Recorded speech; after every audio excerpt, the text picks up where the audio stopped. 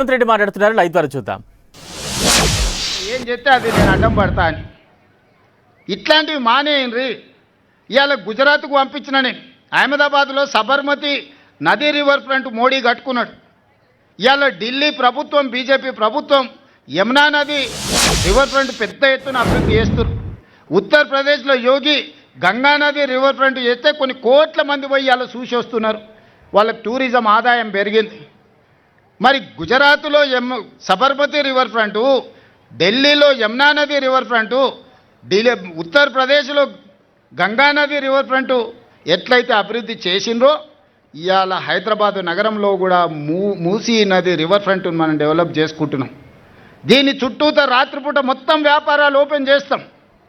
పొద్దుటిపూట పని చేసుకోవడమే కాదు, రాత్రిపూట పనిచేయడానికి కూడా మూసీ నది ఒడ్డున రెండు వైపులా రాత్రి మొత్తం వ్యాపారాలు జరిగేటట్టు హోటళ్ళు, వ్యాపారాలు, కూరగాయలు, పంటలు, ట్యాక్సీ అన్నీ చేసి మొత్తం లైట్లు పెట్టి బ్రహ్మాండంగా పెట్టి నిరుద్యోగ యువకులకు ఉద్యోగ ఉపాధి అవకాశాలు కల్పించి శాంతి భద్రతలను పటిష్టంగా అమలు చేసి పొద్దుపూట కష్టం చేసుకున్న వాళ్ళు సాయంత్రం పోతే కూరగాయలు కొనుక్కోవాలనుకున్నా, బట్టలు కొనుక్కోవాలనుకున్నా, పిల్లల్ని తీసుకెళ్ళి ఇంత హోటల్లో మనం ఇంత మంచి భోజనం పెట్టించి మొత్తం అట్లా నగరాన్ని చూపించి రావాలనుకున్నా ఈరోజు మొత్తం ఇదంతా అభివృద్ధి చేయాలనుకుంటున్నాం.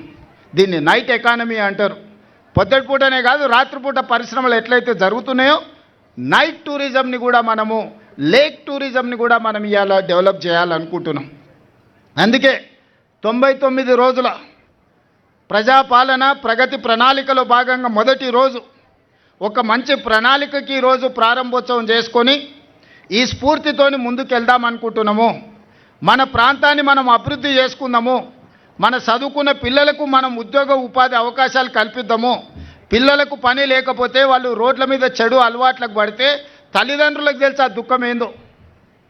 పిల్లగాడు చేతికి రాకపోతే, చదువుకున్న పిల్లగానికి ఉద్యోగం రాకపోతే, ఉద్యోగం లేక పిల్లగాడు చేతికి రాకుండా అక్కడనో ఇక్కడనో చెడు అలవాట్లు పడి రాత్రిపూట ఇంటికి రాకుండా తిరిగితే ఆ తల్లికి తెలుసు ఆ బాధ ఏందో. ఆగర్భ శ్రీమంతులకు ఫామ్ హౌస్లు ఉన్నోనికి బాధ, నొప్పి, పేదోని బాధ తెలియదు. అందుకే ఇవాళ పేదోళ్ళ గురించి ఆలోచన చేసి ఒక మంచి ప్రణాళిక తీసుకొని మిమ్మల్ని అందరినీ ఒప్పించి మెప్పించి మన ప్రాంతాన్ని అభివృద్ధి చేయాలనుకుంటున్నాము. ఇవాళ మీకు మంచి ఎమ్మెల్యే ప్రకాష్ గౌడ్ గారు ఉన్నారు. వారు అన్ని విషయాలు నాతో మాట్లాడుతున్నారు.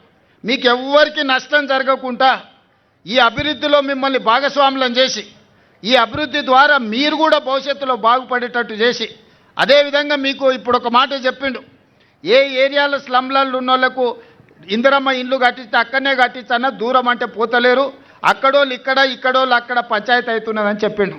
నా దృష్టికి వచ్చింది. తప్పకుండా ఏ నియోజకవర్గంలో ఉన్న వాళ్ళకి ఆ నియోజకవర్గాలనే, ఆ పక్కనే ఈ పక్కనే ప్రభుత్వ భూములు ఎతికి మీకు మంచిగా ఇండ్లు కట్టించడానికి అన్ని రకాల ఏర్పాట్లు నేను చేస్తా. ఏది నేను ఇంటికి తీసుకుపోను. ఈ ప్రభుత్వానికి వచ్చే ఆదాయం మీకోసమే ఖర్చు పెడతా. ఇవాళ రేషన్ కార్డులు ఇచ్చిన మాట వాస్తవం కాదు అక్క, అడిగిన వాళ్ళకల్లా. ఇవాళ మా అక్కలు చెప్పాలి, సన్నబియ్యం వస్తున్నాయా లేదా అక్క? అక్క ఏమక్క సన్నబియ్యం వస్తున్నాయా? ఇవాళ సంటి పిల్లలకు కూడా అన్నం వండి పెడుతురు కదా, బస్సులో ఉచితంగా ప్రయాణం చేస్తురు కదా, 200 యూనిట్లు ఉచిత కరెంటు వస్తుంది కదా. మరి ఇన్ని మీకు రేషన్ కార్డు ఆయల్లో రాకపోయా, నేను వచ్చినాక ఇస్తే, సన్న బియ్యం ఇస్తే, బస్సులో ఉచిత ప్రయాణం ఇస్తే, ఇవాళ మీకు ఏం కావాలన్నా ఇవాళ మనం చేసుకుంటున్నాము. మా అక్కలు చూడు పాలపిట్టలాకున్నారు ఇందిరమ్మ చీరలు కట్టుకొని, ఇంటి ఆయన కూడా సంతోషపడేటట్టు ఉన్నాయి చీరలు చూడంగానే. అబ్బా మా ఆమె చాలా రోజులకు మంచిగా తయారైందని అనుకునే పరిస్థితి ఉన్నది. అవునా కాదా మా అక్కలు చెప్పాలి. ఇంత మంచి పాలపిట్ట కలర్ ఇవాళ మొత్తం పాలపిట్టలాగా కనిపిస్తున్నది. దసరా పండుగ నాడు పాలపిట్టలాగా మా అక్కలు ఇందిరమ్మ చీరలు కట్టుకొని. అంతకుముందు బతుకమ్మ చీరలు ఇచ్చి ఏం చేసారమ్మా, పిట్టలను బెదిరియానికి బాయికాడ కట్టి వచ్చేది. ఎప్పుడైనా బతుకమ్మ చీర కట్టుకున్నారా అక్క? మీరు నిజంగా ప్రశాంతంగా ఆలోచన చేసి అన్నం తిన్న తర్వాత ఇంటికి పోయినాక ఈటీవీ మా టీవీ సీరియల్ చూసినాక అన్నీ బంద్ చేసి 5 నిమిషాలు ఆలోచన చేయండి కళ్ళు మూసుకొని. 10 ఏళ్ళలో ఇందిరమ్మ సీరియల్ ఇస్తే ఎప్పుడైనా కట్టుకుర్రా? ఆనాడు ఇందిరమ్మ సీరియల్ వాళ్ళ బతుకమ్మ సీరియల్ 10 ఏళ్ళల్లో పరిస్థితి ఎట్లుండే, ఈనాడు ఇందిరమ్మ చీరల పరిస్థితి ఎట్లుండే మీరు ఒక్కసారి అంచనా వేసుకోండి.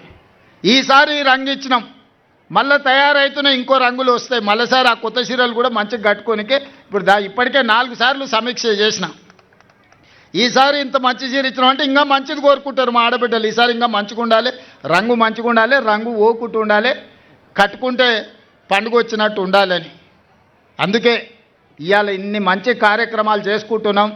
ఈ 99 రోజుల ప్రజాపాలన ప్రగతి ప్రణాళిక కార్యక్రమాన్ని ఆడబిడ్డలందరూ నిండు మనసుతోనే ఆశీర్వదించండి. మన ప్రాంతాన్ని అభివృద్ధి చేసుకుందాం.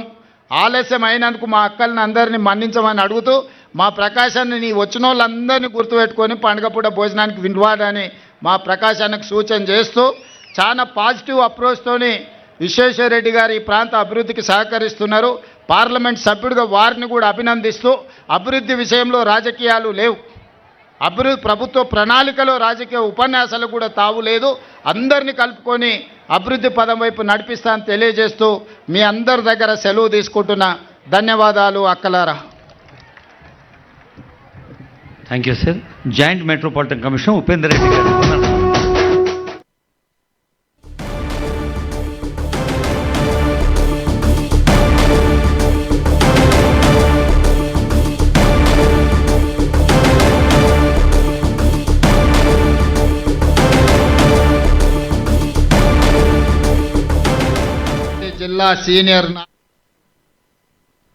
రంగారెడ్డి జిల్లా సీనియర్ నాయకులు,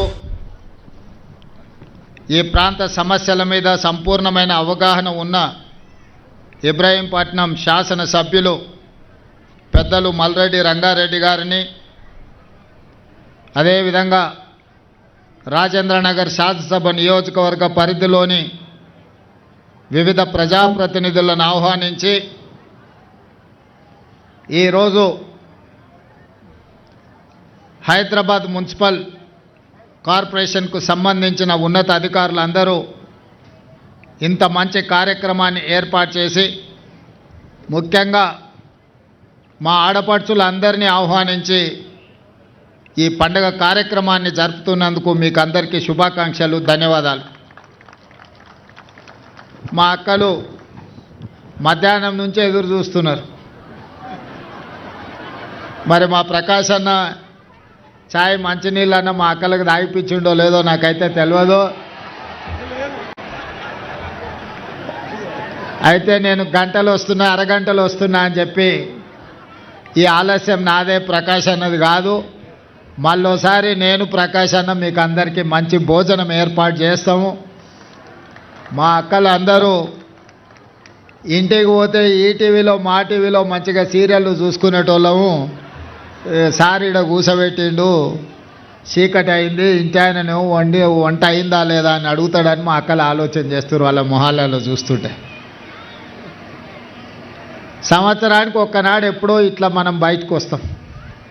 ఎప్పుడు ఇంటి ఆయనకు పిల్లలకు సేవ చేసుకుంటూనే, వండి పెట్టుకుంటూనే, ఇంటి పనులు చూసుకుంటూనే ఉంటాము. ఇవాళ ఇంత మంచి పార్కు, ఈ లైట్ల మధ్యన మనకు ఆకలి అనిపించకుండానే స్థానిక శాసనసభ్యులు ప్రకాష్ గౌడ్ గారు ఇవన్నీ ఏర్పాట్లు చేసినందుకు మీరు గట్టిగా చప్పట్లు కొట్టి ప్రకాష్ అన్నని అభినందించండి. చాలాసార్లు ఎక్కడ చర్చలు జరిగినా, ఏ టీవీలో ఏ పేపర్లో చూసినా పెద్ద పెద్ద సినిమాలు తీసే గొప్ప గొప్ప నటులు సినిమా షూటింగ్ల కోసం సింగపూర్